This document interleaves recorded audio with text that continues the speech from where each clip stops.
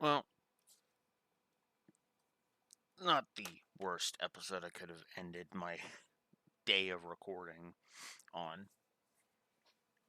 Still, getting 4 episodes into the Doma arc, in one day. That's not bad.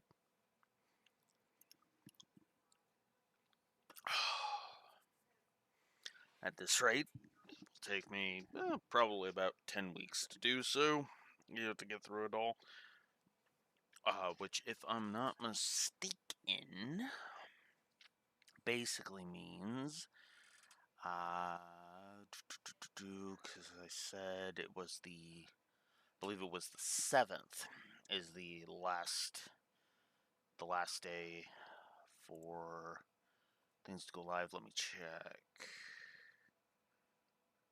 Yes, the October 7th is when my last video of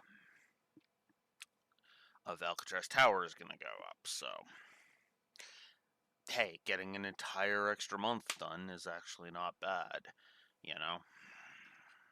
Even if the 14th is actually going to be that.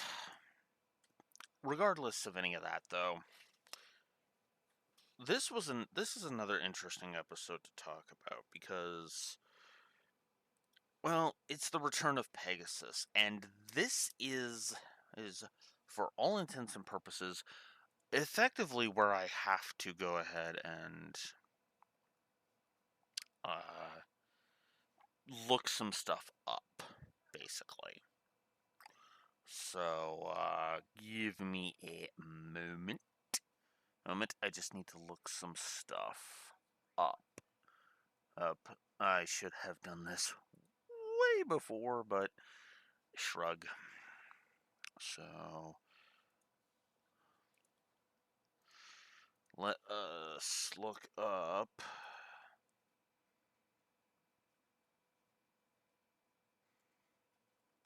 pyramid. There you are. Come on. Go into that. And go here.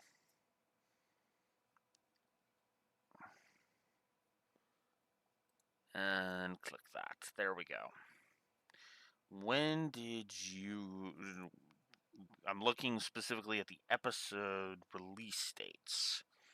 The release dates for the episode. So, in Japan, this episode was released on March 11th, 2003. And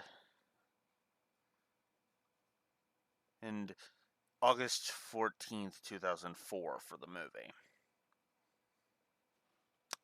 So, no, that literally debunks the long-standing theory. The long-standing theory that was Pegasus's return was dictated by the movie because it physically couldn't. This episode released an entire, God, that's close to a year and a half before the movie came out. Go figure. A year and 5 months. It's between the English and the Japanese releases of this episode and of the Japanese version of this episode and the movie. Make that what you will. Which is funny because actually, yes, technically speaking, this episode did come after the movie in the English version. So, there you go.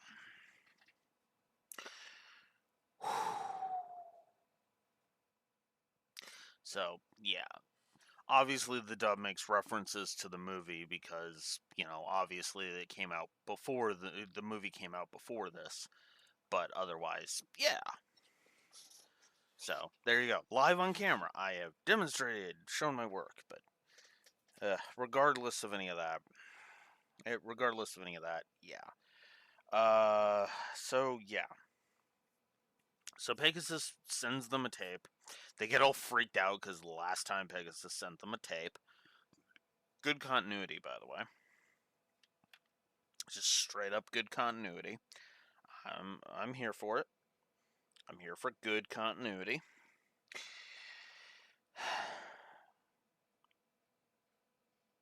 They actually start just before the package shows up. They're actually discussing Timaeus, and they're all upset that they don't know anything right now, which makes sense. Not knowing is just a pain in the ass. Which is funny because the audience doesn't know much right now yet either, when you think about it. So then the tape and the key cards show up. Pegasus begs them to come to America. He's much more upfront about that in the sub, which I guess makes sense. Hence, Yugi and Atem uh, discuss while everybody's packing and getting ready, including mentioning that Serenity is not going to be in this arc because we totally needed a Tugi for this and not Shizuka. Yeah, I was wrong last time. I forgot to mention. I don't know if I mentioned this in the last episode, but yeah, Otugi is in this season. I forgot he was.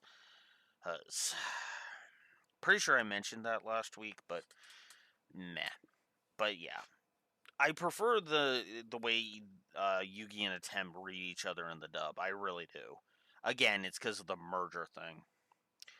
Rex and Weevil, of course, have to be listening in because they think that Pegasus is going to give them a whole bunch of rare cards. Because apparently those two are so fucking one-track mind that they aren't gonna do anything except have tunnel vision, which I guess makes sense, but at the same time, like, really? Ugh. Anyways.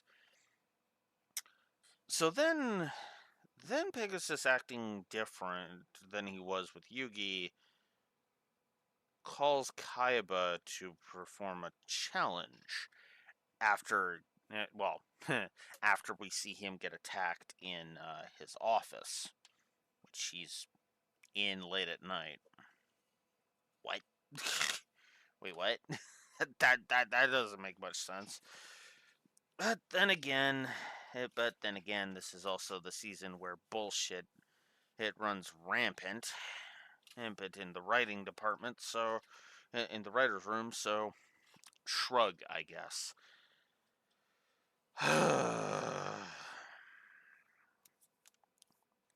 2 weeks. 2 weeks away. But anyways, so somebody's taking over Kaiba Corp, and I have to admit, Seto sounds way more pissed about that than Kaiba does. And I know I'm the guy who was pissing and shitting all over the betrayal of Seto during Alcatraz Tower, and I stand behind during the Alcatraz Island the Battle City Finals, and I stand behind that 100%. By the way, I'm not going to take back a single word I said about all that because I don't think anything that I have said is wrong by any stretch of the imagination. However, what I am going to go ahead and say straight up is his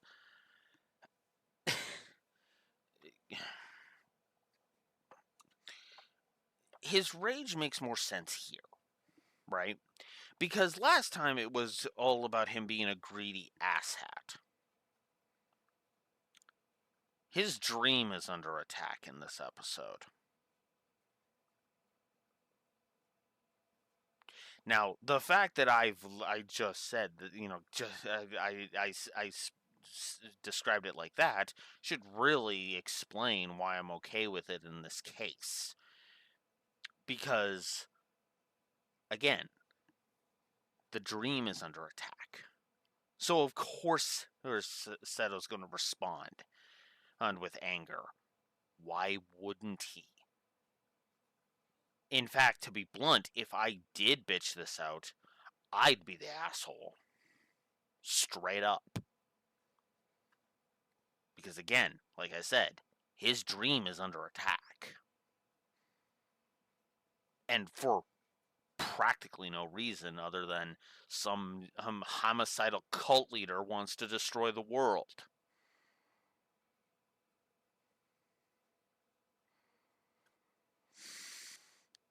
Not that he knows that because well, because of this. I wonder, well, okay, I have a question for you. Okay. For those that either haven't seen this episode, for those that haven't seen this episode, I ask, do you think, what do you think is going on with Pegasus? And for those that do know what's going on with Pegasus, what did you think was happening with Pegasus? And were you right? Right. That is the question. Now, I'm obviously being vague because I don't want to be a spoilery jackass, but I'm pretty sure most people, especially if they're looking back at this series with hindsight, probably know what's going on with Pegasus, either because they've seen the series already or because, it's not too hard to guess what this is. I admit I was caught off guard. I was confused. I was confused until near the end of the next episode. Node. So,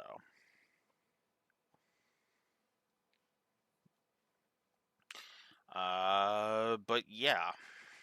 So Kaiba is challenged, and so he goes to unlock his deck. Mokuba laments this in both versions because Kaiba locked away his deck so that he wouldn't be tempted to duel again, and so he could concentrate on his Kaiba Land project. I like that. If I'm honest, I do like that is acknowledged in both versions. That the Kaiba Land stuff was supposed to be what Kaiba was going to focus on in both language. Both Seto and Kaiba were going to focus on. And that's why they put their deck away and locked it. Like, even sealed it. Like, okay, I have to go through a whole fucking rigmarole, so I can't just whip out my deck and duel on a whim.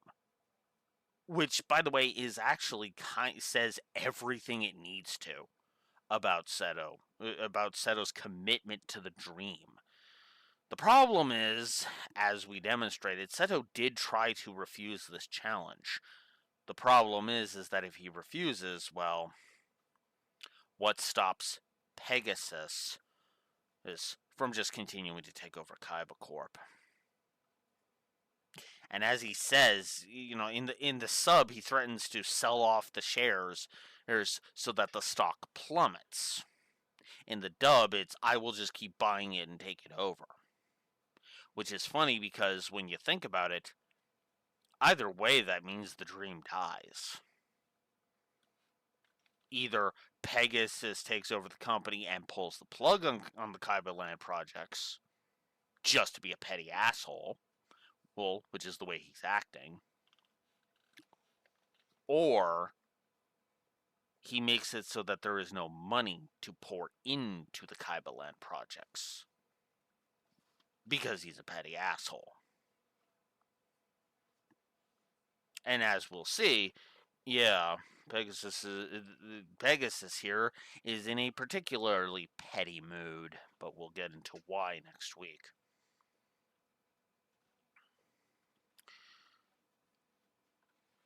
What's interesting about the whole thing, I mean, is Pegasus is, how do I phrase this?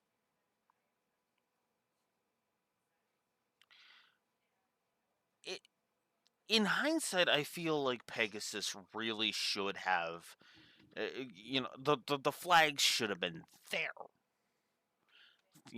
I should have seen what was going on with Pegasus just immediately, especially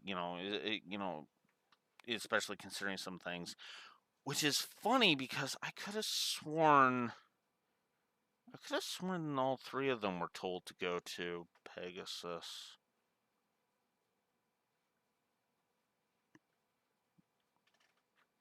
Well, there's an interesting plot point they will do exactly two things with Jack and shit.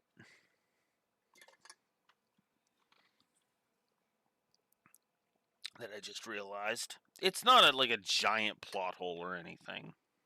I mean, this isn't key. The season one key card level, key card thing all over again. But it is an interesting little like. Well, that's lamentable. You know, I think that just would have worked better if a certain someone wasn't in this episode. But but whatever. Although a certain someone shouldn't have been in this arc, but let's not get into that. But again, 2 weeks. Touch on that in 2 weeks. Ugh. That's gonna be weird if I. That's gonna be weird if I decide to do that one.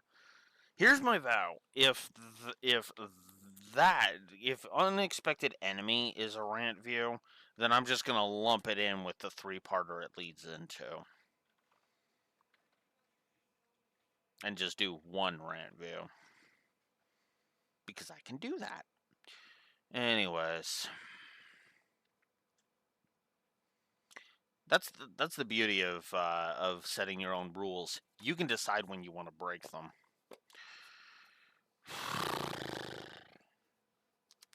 Believe it or not, that is literally all I've got. I don't know what else I can say about this episode. I mean, the gag with Rex and Weevil is not funny, honey. Their thought process shows that they either are close-minded or they're fucking morons. Take your pick. And honestly, it doesn't go anywhere. I almost feel as though those two doing their own investigation that would lead them to Paradias to Doma would work better because at that point it would actually make a large degree of sense. But the problem is that this arc just doesn't know how to utilize its characters very well, in my opinion. But that's neither here nor there. And that's it. That's all I got. I do like the end of this episode. I do. And to be honest with you, it's also both Seto and Kaiba being on the same page is actually what put this in the neither category because I can't choose between the versions of this one. But if you're sick of me of this arc literally being neither, and being literally a 2 points for the dub, 2 points for neither, well, don't worry because next week Seto transcends common sense. See you there, guys. Blue Wolf Alex of the Lore Walkers signing out. Have a good one. Duel stand by.